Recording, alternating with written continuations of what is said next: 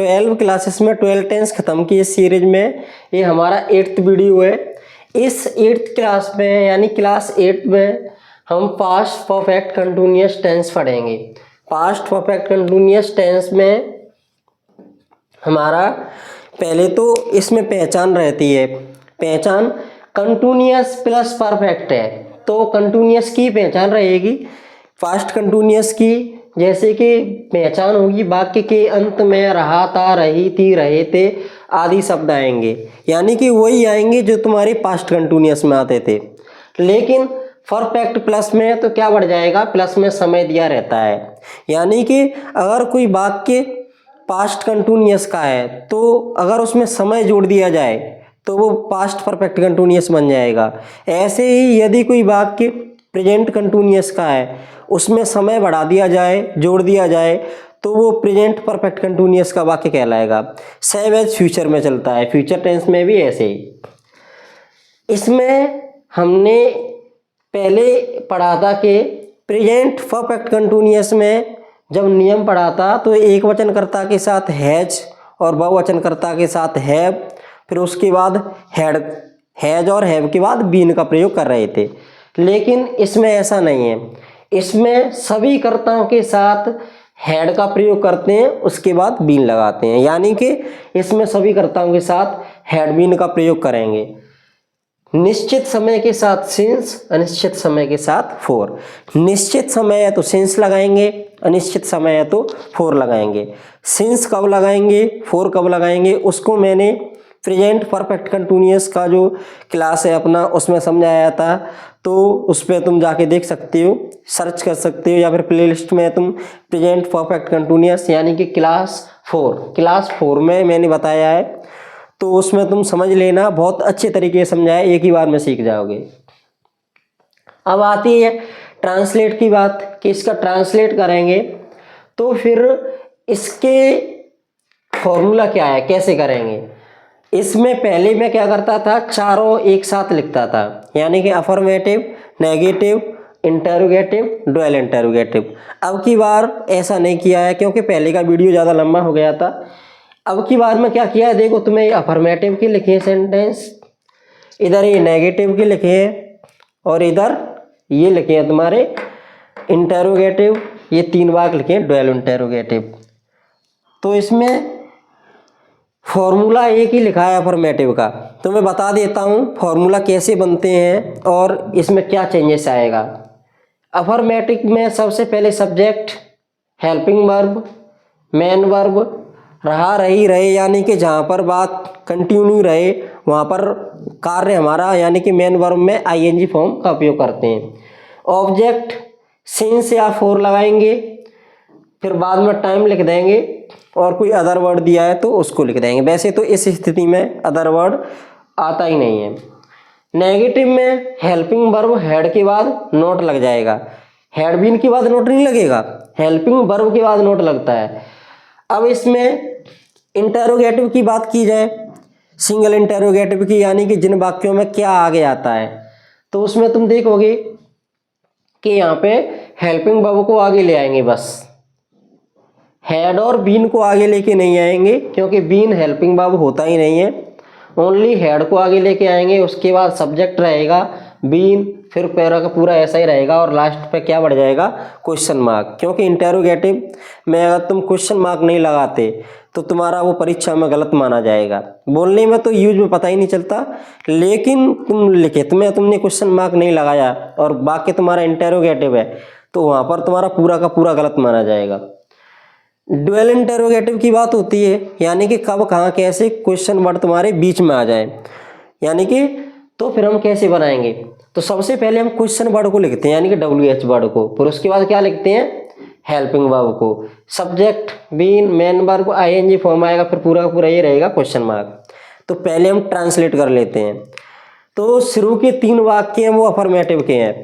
तो शुरू के 3 वाक्यों में तुम देख सकते हो कि ये है ही, वह जा रहे, वह सुबह से नाच रहे थे, तो सी, सभी के साथ हेड भी नहीं आएगा, हेड बीन, नाचने की डांसिंग, सुबह से, सुबह किसका प्रयोग होगा, सिंस मॉर्निंग। वे 2 बजे से लड़ रहे थे, तो दे, वे के लिए दे है मुख्य क्रिया, वो सॉरी हेल्पिंग वर्ब सहायक क्रिया क्या आएगी, had been. They had been, लड़ने के लिए फाइट, आईएनजी लग जाएगा फाइटिंग। कब से लड़ रहे थे, 2 बजे से। समय दिया है, फिक्स समय है, तो सिंस 2 o'clock। वह 4 दिन से रो रही थी, तो शी हैड बीन, पता नहीं कौन से 4 दिन से रो रही थी, इसलिए यहाँ पर अनिश्चित समय है। रोने के लिए वीपिंग, 4 4 के लिए 4 डे, 1 से ज़्यादा दिन है तो इसका हम प्लूरल बना देंगे। क्या वह 2 महीने से जा रही थी, शुरू में क्या आ गया, तो हेल्पिंग वर्ब को आगे लेके आएंगे, हैड आगे आ गया, उसके बाद सब्जेक्ट आएगा, सब्जेक्ट है सी, उसके बाद बीन। मेन वर्ब जा रही थी, वह 2 महीने से जा रही थी, तो जाने के लिए गोइंग, 4 2 months। पता नहीं कौन से 2 महीने, यदि यहाँ पर महीने का नाम दिया रहता तो क्या करते हैं, हम सिंस लगाते। क्वेश्चन मार्क, क्या हम 1 वर्ष से पढ़ रहे थे, तो क्या आगे आ गया, तो हेल्पिंग वर्ब हैड आगे आ जाएगा, हम के लिए बी और बीन। क्या हम 1 वर्ष से पढ़ रहे थे, तो हैड बी बीन, पढ़ने के लिए रीड, रीडिंग। 1 वर्ष, पता नहीं कौन सी 1 वर्ष है, किसी वर्ष का नाम दिया रहता तो सिंस का यूज होता, जबकि वर्ष का नाम नहीं दिया है तो 4 का यूज होगा, 4 a year. Question mark as it is, क्या रीमा 7 बजे से आलू छील रही थे, तो हैड, नाम का नाम लिखेंगे, नाम का पहला अक्षर हमेशा कैपिटल लिखा जाता है। बीन, छीलने की होती है पील, PEAL, PEELING। 7 बजे से, सिंस 7 o'clock। पीलिंग, आलू दिया है ना, इसमें ऑब्जेक्ट दिया है, तो ऑब्जेक्ट दिया है तो पीलिंग पोटैटो, नोट करना है।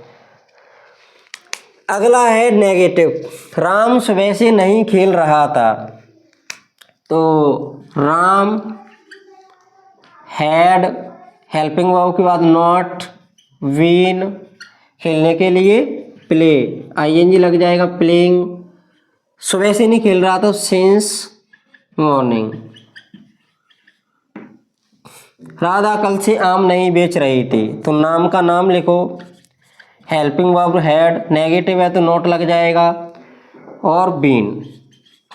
कब से, कल से, तो सिंस, पहले आएगा बेचने की सेल, सेलिंग, क्या नहीं बेच रही थी, आम, तो मैंगोज। Since yesterday, YESTERDAY। हम सब सुबह से नहीं दौड़ रहे थे, तो हम सब के लिए लिखेंगे we all had not been. दौड़ रहे थे, रनिंग, कब से, सुबह से, तो सिंस मॉर्निंग। वह सोमवार से कहाँ जा रहा था, तो कहाँ के लिए, देखो ये क्या हो गए, डुअल इंटेरोगेटिव आ गए, तो कहाँ बीच में आ गया, कहाँ की मीनिंग क्या होता है, WHERE, वेयर। हेल्पिंग वर्ब आएगा हैड, फिर आएगा सब्जेक्ट वह के लिए ही, वेयर हैड ही बीन। जाने की बात हो रही है तो गोइंग, सोमवार से, तो सिंस मंडे। क्वेश्चन मार्क, तुम सुबह से क्या कर रहे थे, क्या के लिए क्या आता है, what, had, what had, helping verb you, what had you been, करने की होती है डू, आईएनजी लग जाएगा डूइंग, सुबह से तो सिंस मॉर्निंग।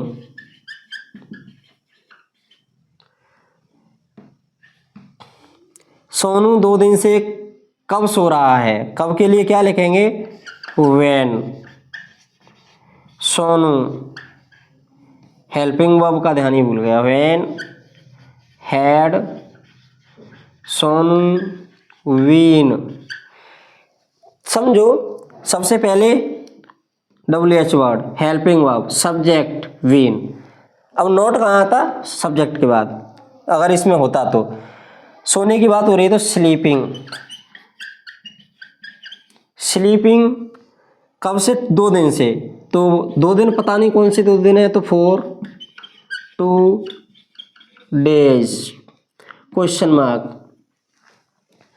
तो इसमें थोड़ा कम रहे, वैसे में प्रत्येक के नेगेटिव अफर्मेटिव 6 सेंटेंस लिखता था, लेकिन इसमें 3 ही लिखे हैं। लेकिन समझ में आ गया होगा, क्योंकि हम ये पहली बार नहीं पढ़ा हमने परफेक्ट कंटिन्यूअस, हम प्रेजेंट का भी पढ़ चुके हैं, तो आ गया होगा समझ में।